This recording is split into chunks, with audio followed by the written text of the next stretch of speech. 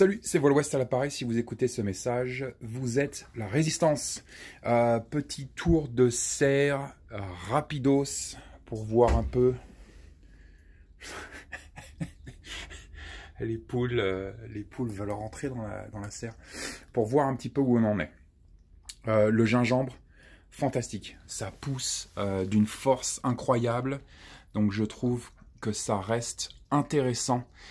Et je pense qu'on va continuer de le faire pousser. Donc on est vraiment super content. Le seul problème pour nous dans notre zone 4 du Montana, c'est que bien évidemment, je pense que c'est 11 mois, je crois. Donc il va falloir que je laisse la serre ouverte beaucoup plus longtemps, juste pour le gingembre. Mais le test est fructueux. Et donc on est vraiment super content avec le gingembre. Les poivrons, les poivrons, ils adorent la serre, donc ça marche très très fort. Je suis pas un grand fan de poivrons en fait, mais voilà, on a des poivrons énormes. Et donc c'est vraiment un excellent écosystème pour ce genre de plantes, tout ce qui est serre comme ça, protégé du vent. Je trouve que la serre, en fait, cette protection vent est hyper importante. Je m'aperçois, en tout cas pour nous, on a vachement de vent assez violent. C'est un vent de montagne, un vent de montagnard. Et le vent est assez violent et en fait fait ultra violence aux plantes. Et donc, cette protection du vent avec la serre. What's up, Touton? Super importante pour des plantes comme par exemple les poivrons. Les tomates, c'est l'explosion comme tous les ans. En fait, l'année dernière, on avait fait 12 plants de tomates. Cette année, on a réduit à 4 par lit. Donc, on a réduit à 8 plants. Et on a en fait 1, 2, 3, on a 4 variétés. Donc 2 plants par variété et on commence à avoir des tomates. Maintenant, ça va être tous les jours, on va récupérer des tomates jusqu'en septembre. Donc vraiment super intéressant pour nous. Hop, je vais changer l'arrosage toujours par gravité, donc ça vient de nos cuves de récupération d'eau de pluie. Je trouve aussi que l'utilisation de l'eau de pluie est très intéressante à la place de l'eau du réseau, parce que je trouve, et j'ai déjà fait le test, mais les plantes, bien évidemment, préfèrent l'eau de pluie à l'eau de réseau. C'est très intéressant de voir la différence en fait appliquée et applicable avec l'utilisation de ces deux sources d'H2O. Donc les tomates font à peu près, donc je fais 1,95 m, elles doivent faire 2,10 m, voilà, elles sont jusqu'au toit. Des petites variétés très intéressantes, comme je le dis, on a 4 variétés différentes ici. Des petites tomates, des grosses tomates, des tomates comme ça, des tomates machin. Les melons cette année, pour une raison ou pour une autre, l'année dernière on a eu énormément de melons et cette année 3. Donc voilà, mais toujours génial, ce sont les meilleurs melons que j'ai jamais mangés. Là, c'est vraiment juste pour se faire plaisir.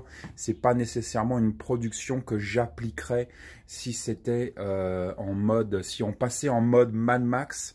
Je libérerais le lit du melon pour faire quelque chose d'autre qui a peut-être un rendement beaucoup plus intéressant que 3 melons. En plus, ça prend énormément de place. C'est assez casse-couille en fait de faire du melon.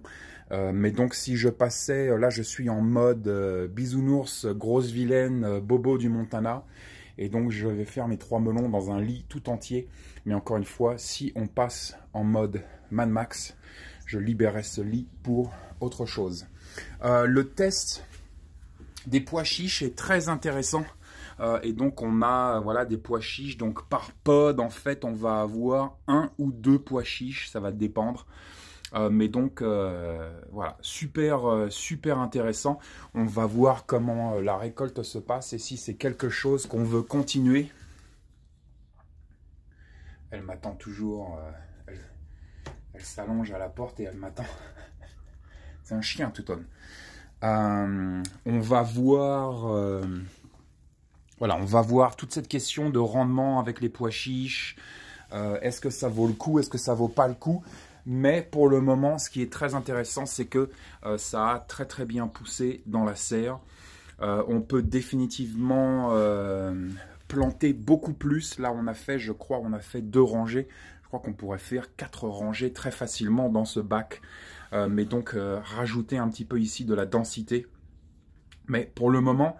c'est assez positif. On verra si, encore une fois, c'est un petit peu pareil avec le melon, si le ratio en fait place et rendement vaut la peine et si on voudrait continuer à produire du pois chiche. On a fait des patates douces. Pareil, la patate douce, c'est un peu spécial. Là, c'est un gros test pour nous. Ça a l'air de fonctionner. On a 4-5 plants de patates douces et ils ont l'air de fonctionner vraiment très très bien. Il faudra voir, pareil, il va falloir que je garde la serre ouverte beaucoup plus longtemps à cause de la patate douce. Je crois que c'est comme le gingembre en fait. Je crois que c'est 10 à 11 mois. Pour la patate douce, mais c'est un aliment que personnellement je mange énormément et donc j'aimerais vraiment pouvoir faire de la patate douce d'une manière beaucoup plus stable et donc on va voir ce que ça donne ici. Et c'est à peu près tout pour la serre pour le moment. Mais donc voilà, grosse production de tomates, vraiment super content avec le gingembre. Touton va très bien, les poules vont très bien. Les poivrons, personnellement, j'aime pas ça, donc je m'en branle complètement. Mais pour moi, ici, le plus important, c'est les tomates. Les tomates, pour nous, c'est notre principale production ici dans la serre, tout simplement parce que c'est une méthode pour nous. Non seulement on mange de la tomate, et on adore ça, mais en plus, c'est un élément de troc vraiment primordial et pilier pour nous dans nos stratégies de résilience alimentaire. Donc énormément de bocaux et énormément de troc avec la tomate. Donc pour nous, vraiment très intéressant, que ce soit en mode jardinier Nicolas du dimanche, Bobo machin, ou en mode Mad Max. La tomate pour nous, essentielle. Stay safe.